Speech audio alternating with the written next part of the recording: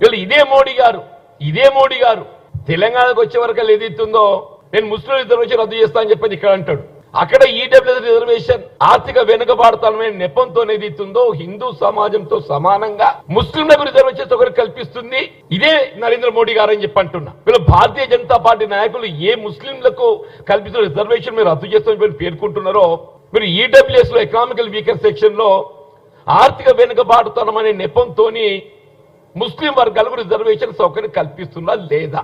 మీరు గత 10 సంవత్సరాల కాలంలో హిందూ సమాజానికి ప్రత్యేకంగా ఏమైనా లబ్ధి ఒనగూర్చిందని అడగదలుచుకున్నాను. గత 10 సంవత్సరాలు మీ పాలనలో చెప్పంటూ నేను గత 10 కాంగ్రెస్ పార్టీ దశాబ్దాల పాలనలో ఏదైతుందో రిజర్వేషన్ సౌకర్యం ఎవరికి కల్పించిండ్రు? ఎస్సీ ఎస్టీ బీసీలకు కల్పించిండ్రు. ఇవాళ ఎన్డీఏ భారతీయ జనతా పార్టీ ఎవరికి కల్పించింది? ఇలా ఆర్థిక వెనుకబాటుతనమనే నెపంతో ఏదైతున్నదో ఇవాళ ఏ సెక్షన్ అయితే ఇవాళ రిజర్వ్ సౌకర్యం రిజర్వేషన్ కేటగిరీ ఉందో వాళ్ళని మినహాయించి read out that the persons belonging to EWS who are not covered under the scheme of reservation for SCs, STs and OBCs shall get 10% reservation in direct recruitment. This came into effect from 31st January 2019.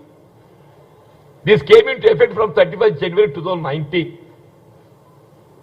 అంటే వాళ్ళు ఏదైతుందో సమాజంలో సామాజిక వెనుకబాటుతానికి గురవుతున్నటువంటి ఒక దళితులు, SC ST బలహీన వర్గాలు, BCs అంటే ఈ 10% లో పోటీలో పాల్గొనే అవకాశం ఇదే నరేంద్ర మోడీ గారు వాళ్ళకు తొలగింపజేసిండ్రు.